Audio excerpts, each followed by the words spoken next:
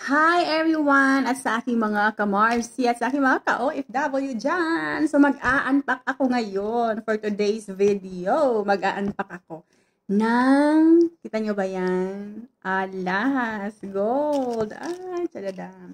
So ito guys, kinuha ko to kanina.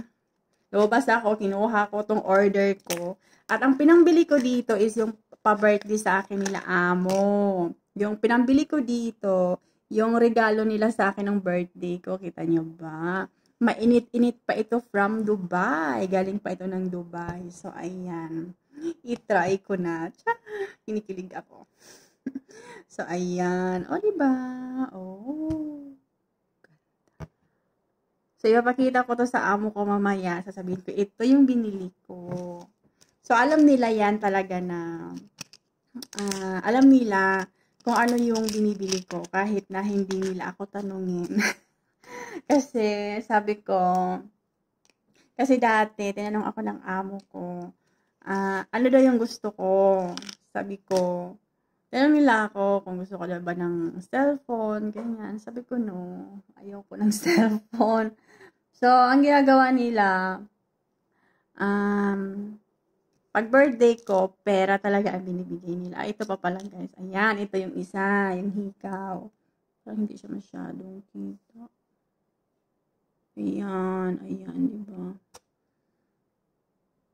Kapag Christmas naman, ang binibigay nila sa akin, tinatanong nila ako kung, kasi mga bagay-bagay yung binibigay nila sa akin pag Christmas. Mga pabango, mga ganyan. Ay.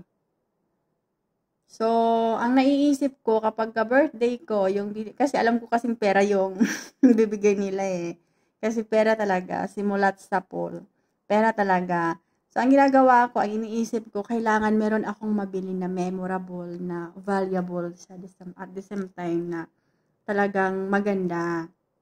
Kaya naisip ko lang talaga, ginto ang ibibili ko. Kasi nga, maganda yung, investment na rin siya. Dagdag investment ko na rin siya. O, diba? Ganon dapat yung mindset. O, ganda, diba? Hindi ito pagyayabang, ha? Ano ko to? Kasi regalo nila to sa akin ng birthday ko. Kaya naman, deserve na deserve. I-flex ko. O, char. So, ayan. O, diba? Ay, tuwang-tuwa ako dito. Bagong design to eh. Kaya, ginora ko na. So, mainit-init pa to from Dubai. So, ayun lang everybody. Thank you.